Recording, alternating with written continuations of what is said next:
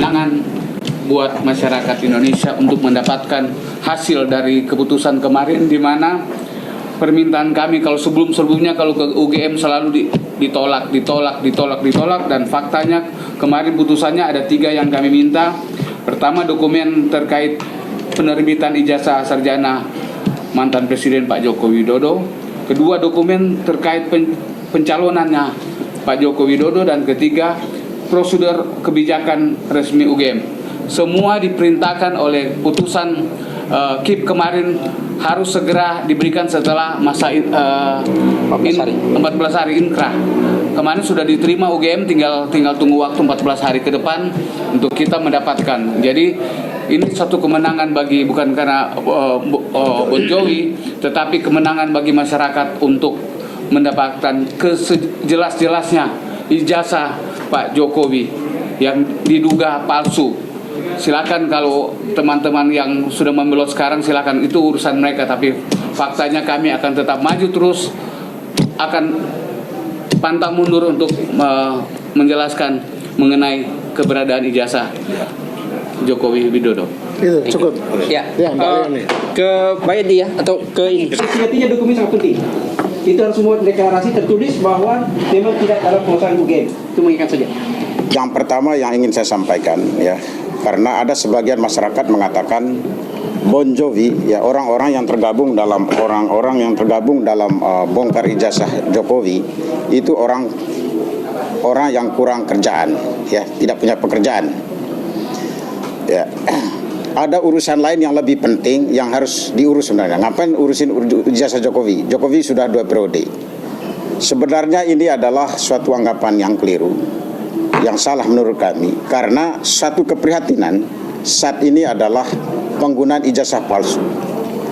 Penggunaan ijazah palsu ini sudah lama, terutama sejak reformasi itu mencuat, dan sempat digaungkan waktu itu oleh Mabes Polri untuk memberantas. Tapi kemudian ada satu oknum petinggi Polri yang terlibat penggunaan ijazah palsu waktu itu, kemudian jadi stop. Kemudian ada 3 orang yang gencar dan beberapa orang yang melaporkan Jokowi ke Mabes Polri soal dugaan ijazahnya, kemudian dihentikan dan mereka dilaporkan ke Polda Metro. Ya, kita lihat Bon Jovi ketika minta di UGM mengatakan bahwa itu adalah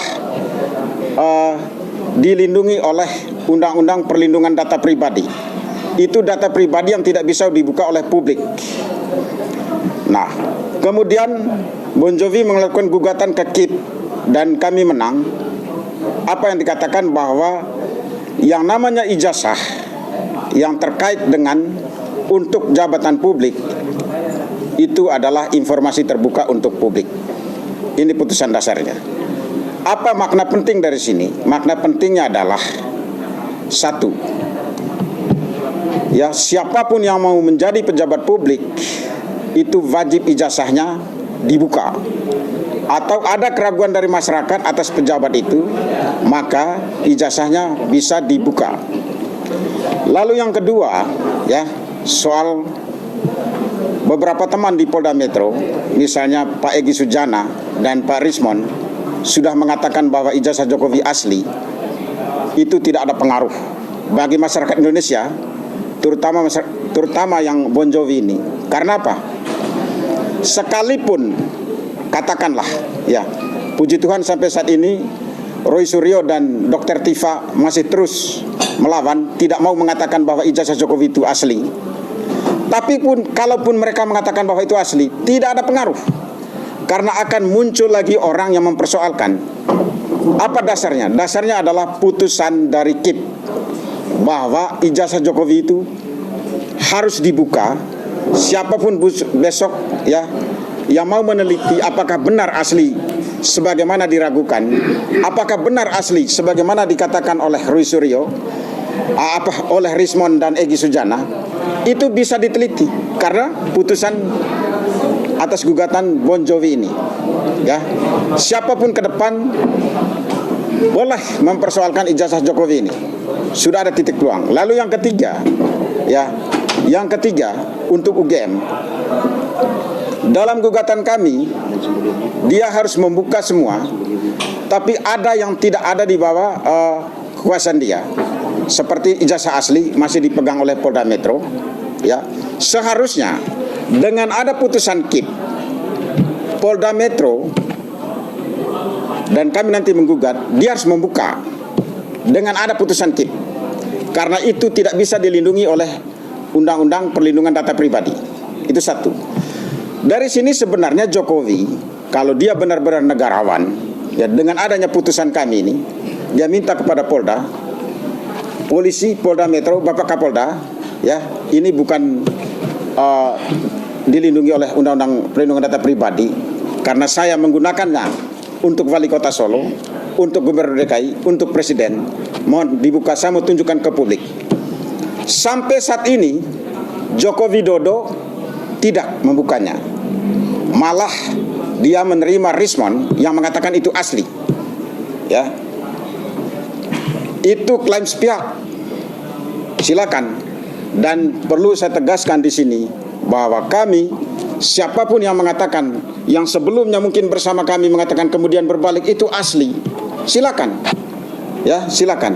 Karena ada lagi masyarakat nanti terus meneliti atas perjuangan kami ini. Dasarnya adalah perjuangan Bon Jovi ini, ya. Dan kami sendiri terus terang bukan kami sangat senang karena selama ini ketika kami debat di dalam sidang di KIP itu, mereka selalu berlindung di balik undang-undang pasal 17 bahwa itu ada pengecualian yang tidak boleh dibuka.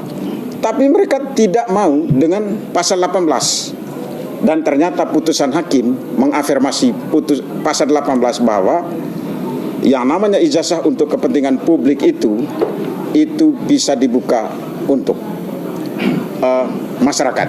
Lalu yang terakhir yang ingin saya katakan bahwa masyarakat Indonesia, ya, tidak perlu lagi mengatakan bahwa orang yang menuntut dugaan ijazah palsu itu orang kerjaan. Ingat, ini perjuangan untuk menyelamatkan pendidikan Indonesia.